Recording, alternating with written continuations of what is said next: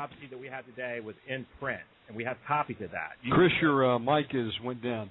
It did? Yes, yeah, you're really hard to hear, Chris. Okay. Move your mic closer to your mouth. Huh. How about now? Yes. It's getting a little bit better. All right. 1595, we have a solid copy of the prophecy that is undeniable. So anything that's fulfilled after 1595, no one can really argue against or say, was manufactured. And if you look at some of the more recent fulfillments, they're enough to really compel you. And one of the ones that really got me was the one, it's religio depopulata.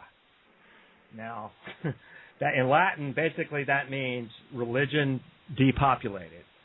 Okay? And what happened during that time, during that papacy, is that we had the Bolshevik Revolution in Russia. Okay? And you had millions of people leave the Catholic Church. Now, what are the odds that, that could be a coincidence? That's a very specific prophecy. It was during the reign of Benedict the 15th, from in 1914 is when it started. So you have the worldwide spread of communism. You have Stalin, putting people in the gulags, mostly Christians and church leaders. So you see religion literally depopulated in a major way. Okay, so we have a copy of this from 1595 written down that predicts this. And it lands right at the right time, right at this time, and it predicted it. And that right there was the one that really got my attention, and I just couldn't walk away seeing that prediction. And then when you start to dig in a little more, like the one for John Paul II is quite amazing. It talks about from the midst of the moon, and it turns out that he not only did he was born during an eclipse, he was buried during another eclipse, and his prophecy is from the midst of the moon, and it's one of the most amazing fulfillments are these ones that you just can't have humans manufacturing. Yeah, and I would add to that, we provide, Chris and I both worked on the beginning of this book together in providing the history behind Malachi O'Morgair, the legend, why this prophecy was attributed to him.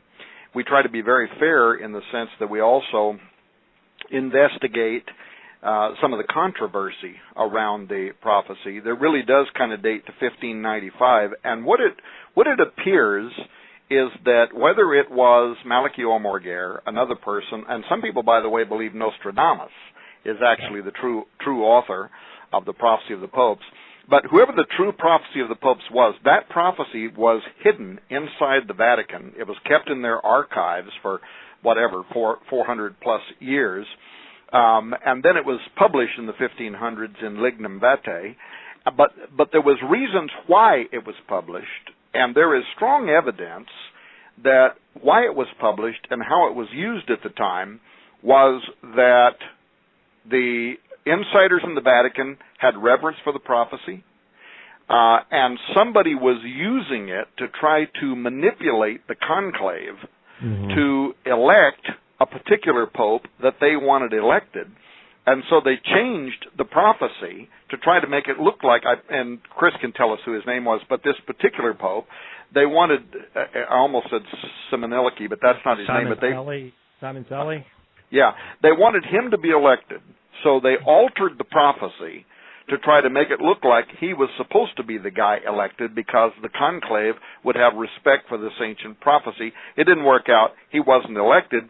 And unfortunately, what it means is that pre-1595, we can't have any faith that this is the original document. In fact, there's strong evidence that he altered whoever did this altered a significant amount of the prophecy. But it's kind of irrelevant because the prophecy of the popes from 1595 and forward has an entirely different feel to it. And since it was published at that time, it probably represents that portion of the actual original document, whether it was Malachi or Morger, Nostradamus, or somebody pseudonymously.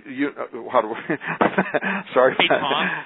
Why would we proceed to discuss the prophecy of the popes and other issues related to things like the year 2012, which has been most publicly identified with the end of the Mayan long count calendar precession cycle? The answer is that we are doing this precisely because this book, Petrus Romanus, the final pope is here, is intended to unveil not just what Bible scholars believe about the end times, but also what occultists are convinced of and what they are dedicated to fulfilling.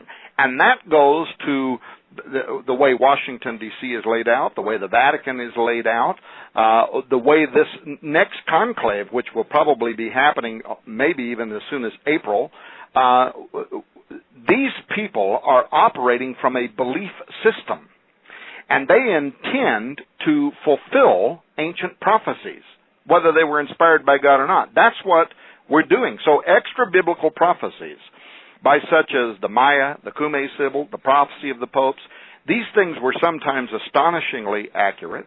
Occult power may be providing supernatural perception that is going to lead to a time of great deception.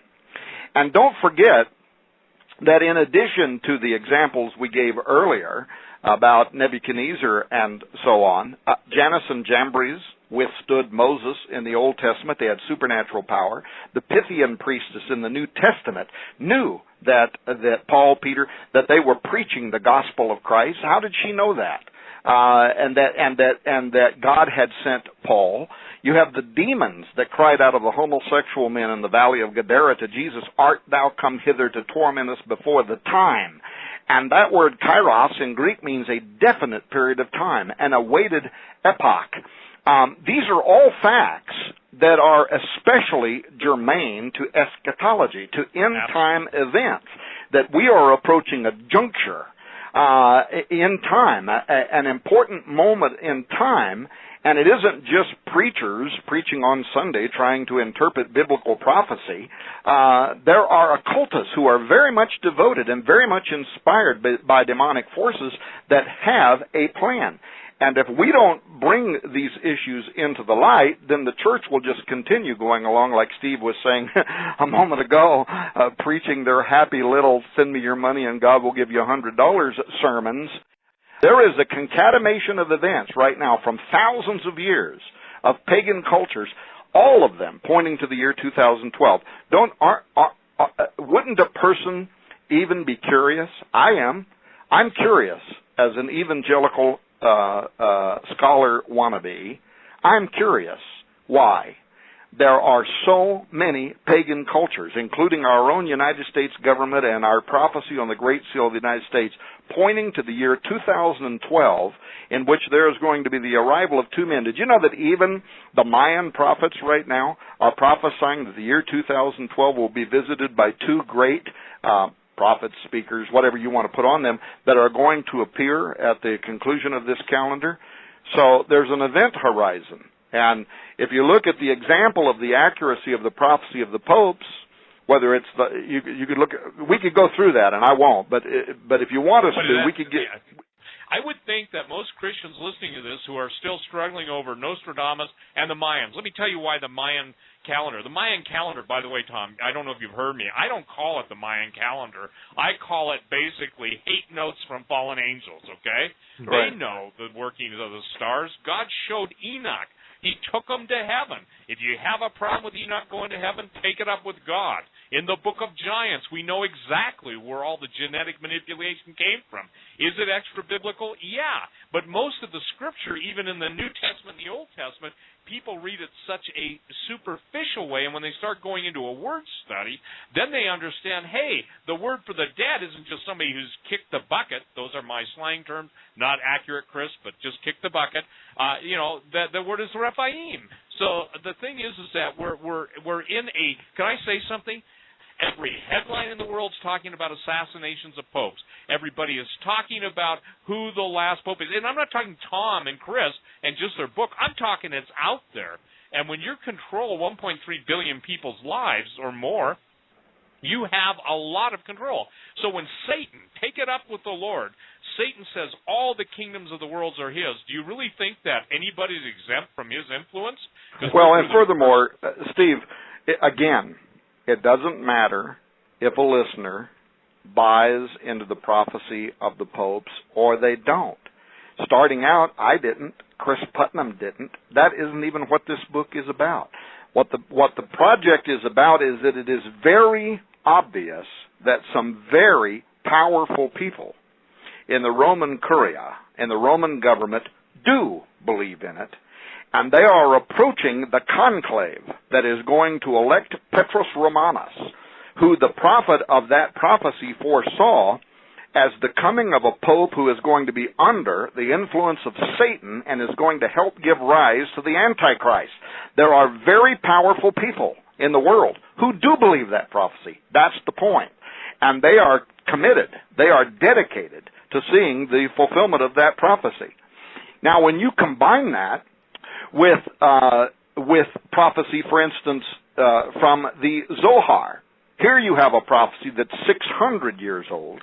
It's inside a collection of books written in medieval Aramaic over, actually 700 years old, I should say. And it's in the Hebrew Kabbalah, the Zohar, that is basically a running commentary on the first 5 books of the Bible. But in addition to interpreting Scripture, the era section includes the signs heralding Mashiach, or the coming of the Messiah, and the fascinating date for the appearance of the Jewish Messiah, who to you and I would be the Antichrist, since they rejected Jesus, and the Bible, New Testament, tells us they're going to accept a false Messiah. The date for his appearance, again, is set in the Zohar in late 2012. You know, Steve, that J.R. Church, a Prophecy in the News, called my office a couple years ago, and he led us through that part of the Zohar that we then published in Apollyon Rising 2012 that revealed what the 2012 research community had never seen before until that time, and that was that the time of Jacob's trouble, the Great Tribulation, which some Catholic scholars are saying begins with the election of Petrus Romanus, that is going to commence, according to this ancient Jewish text, in the year 2012. And furthermore, what's intriguing is that the prophecy in the Zohar sounds almost identical to the prophecy of the popes. It talks about how the kings of the earth will be gathered in Rome. It sounds very much like they're there during a papal conclave, and they are killed when fiery stones or missiles from the sky, that's what some Catholic prophets actually believe the meaning there is, falls upon the city of Rome, and the city of Rome is destroyed. So you have a 900-year-old Catholic prophecy, you have a 700-year-old Jewish prophecy, both of them saying that the false prophet and the Antichrist are arriving in the year 2012. Why did those occult sources believe that? And again, go back to those demons that came out of the homosexual men that ran up to Jesus and said, "Why are you come hither to torment us before the time?" These spirits know something. They know something about, I know you don't like the word dispensations, but they know something about what's another alternative word, dispensations, times, epochs, important periods in time. The demons know something about it. And why are these demonic influences in all these cultures around the world, why have they been for thousands of years? Looking forward to the year 2012. You have the false Messiah predicted in a 700-year-old Jewish prophecy to appear in 2012. Similarly, you have a 900-year-old prophecy of the popes that looks to be unfolding in parallel fashion to provide Petrus Romanus in 2012. To that you could include the Mayan calendar, ends in 2012 with the return of their flying dragon god, Kukulkan. The Aztec calendar ends in 2012, and their flying dragon god, Quetzalcoatl, returns. The Cherokee Indian calendar ends in 2012, and their flying rattlesnake god returns. Also, according to the ancient Mayan inscription, and you know that there was a second confirmation of this found in Mexico here about a month and a half ago, that in 2012 the Mayan underworld god Bolan Yachtecu is going to return.